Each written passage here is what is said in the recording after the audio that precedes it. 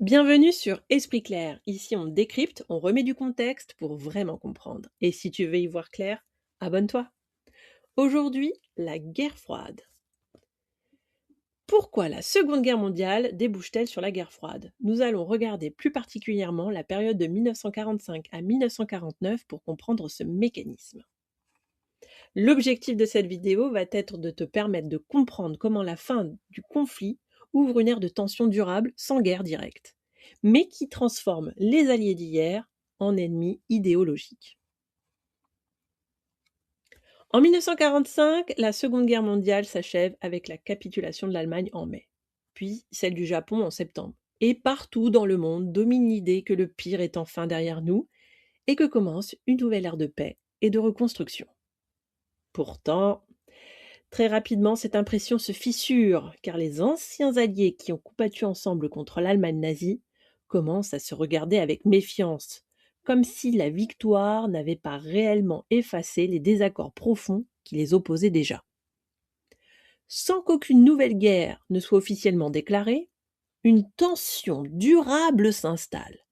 Une tension qui ne débouche pas sur des combats directs, mais qui va structurer les relations internationales pendant plus de 40 ans. La question devient alors inévitable. Pourquoi la Seconde Guerre mondiale ne débouche-t-elle pas sur une paix durable, mais sur ce que l'on appelle la guerre froide? En 1945, l'Europe est dans un état de destruction tel qu'elle n'est plus en mesure de stabiliser le monde. Les villes sont en ruine, les économies sont exsangues, les populations déplacées et les États européens, même parmi les vainqueurs, sont profondément affaiblis. La France et le Royaume-Uni sortent officiellement victorieux, mais ils sont lourdement endettés, dépendants de l'aide extérieure et contraints de se concentrer sur leur propre reconstruction. Tandis que l'Allemagne, elle est occupée et les empires coloniaux commencent à vaciller. Dans ce vide de puissance, nous avons deux pays qui apparaissent clairement au-dessus des autres. D'un côté, les États-Unis et de l'autre, l'URSS. Les États-Unis disposent d'une économie intacte, d'une industrie extrêmement puissante, d'une capacité financière qui leur permet d'envisager la reconstruction de l'Europe et, depuis août 1945, une nouvelle arme terrifiante, la bombe atomique. L'URSS, de son côté, a payé un prix humain immense pendant la guerre, mais elle possède un atout décisif, la plus grande armée terrestre du monde, présente militairement au cœur de l'Europe centrale et orientale, ce qui lui donne un point politique considérable. Ainsi, la guerre ne débouche pas sur un nouvel équilibre mondial, mais sur une domination exercée par deux superpuissances. Et lorsque le monde est dominé par deux puissances seulement, il se transforme inévitablement en duel. Pendant la Seconde Guerre mondiale, les États-Unis et l'URSS ont été alliés parce qu'ils partageaient un ennemi commun, l'Allemagne nazie. Mais cette alliance n'a jamais reposé sur une vision commune du monde ou sur des valeurs partagées. Les Américains, eux, se perçoivent comme les défenseurs d'un ordre international fondé sur la démocratie, les libertés individuelles, l'économie de marché, la circulation des échanges. Ils sont convaincus que ce modèle garantit la stabilité et la paix à long terme. Alors que de leur côté, les soviétiques, ils sortent du conflit avec une obsession centrale, ne plus jamais être envahis. C'est une crainte profondément ancrée dans leur histoire récente, marquée par les chocs de la Première Guerre mondiale et surtout par l'invasion allemande en 1941. C'est ça qui a causé des destructions et des pertes humaines considérables. Pour assurer leur sécurité, les dirigeants soviétiques souhaitent donc mettre en place une zone tampon, c'est-à-dire une ceinture de pays qui va se situer à leurs frontières et qui sera capable de les protéger d'une nouvelle agression. Mais très vite, cette logique défensive se traduit dans les faits par l'installation de gouvernements contrôlés, alignés, dépendants de Moscou, ce qui, du point de vue américain, ressemble à une expansion autoritaire et dangereuse. C'est vraiment là que se met en place le mécanisme central de la guerre froide. Chaque camp est convaincu d'agir pour sa sécurité. mais chacun interprète les choix de l'autre comme une menace directe, ce qui transforme chaque décision en source potentielle de tension. Alors, contrairement à l'image d'une paix clairement signée et définitivement réglée, la fin de la Seconde Guerre mondiale repose en réalité sur une série de compromis négociés lors de grandes conférences comme celle de Yalta, Potsdam, où là les Alliés tentent d'organiser l'après-guerre. On y décide l'occupation de l'Allemagne, son découpage en zones, le sort particulier de Berlin, ainsi que le principe d'élection libre dans les pays libérés. Mais ces engagements restent volontairement flous et ouverts à interprétation surtout. Que signifie réellement l'idée d'élection libre lorsque des armées étrangères sont présentes sur le territoire et que chaque camp dispose d'un rapport de force militaire?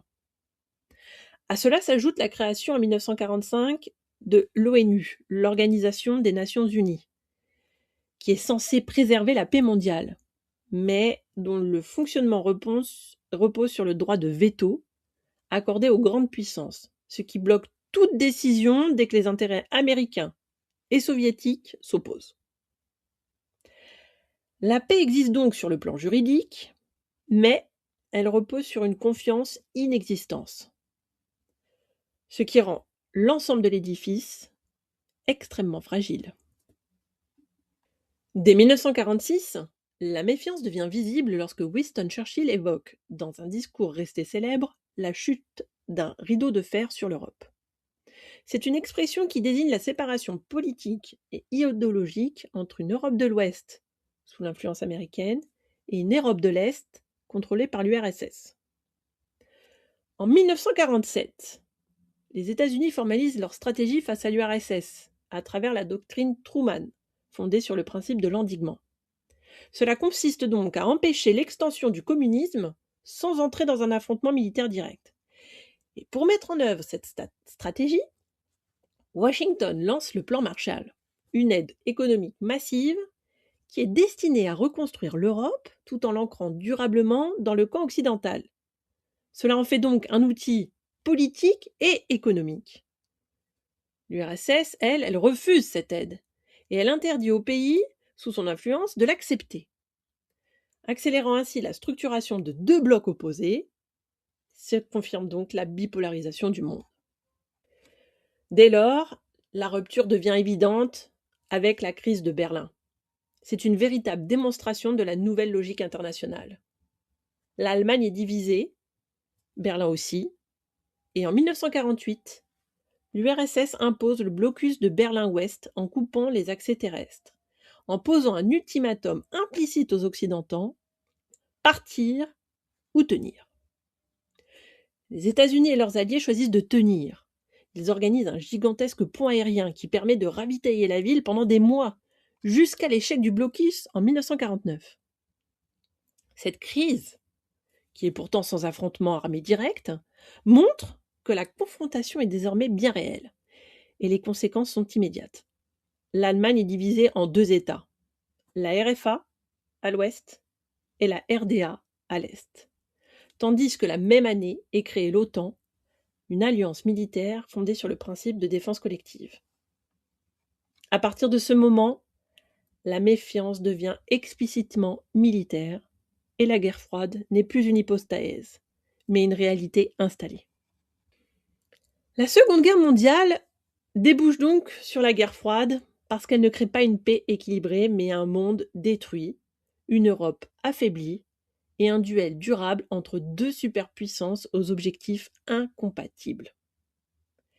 Les États-Unis cherchent à imposer un ordre mondial libéral et ouvert, tandis que l'URSS privilégie avant tout sa sécurité au prix d'un contrôle étroit de son voisinage, et cette opposition est aggravée par les accords flous et une confiance inexistante.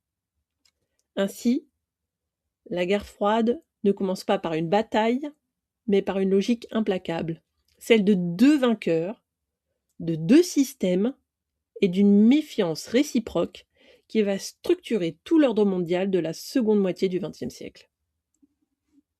Si cette vidéo t'a aidé à y voir plus clair, abonne-toi!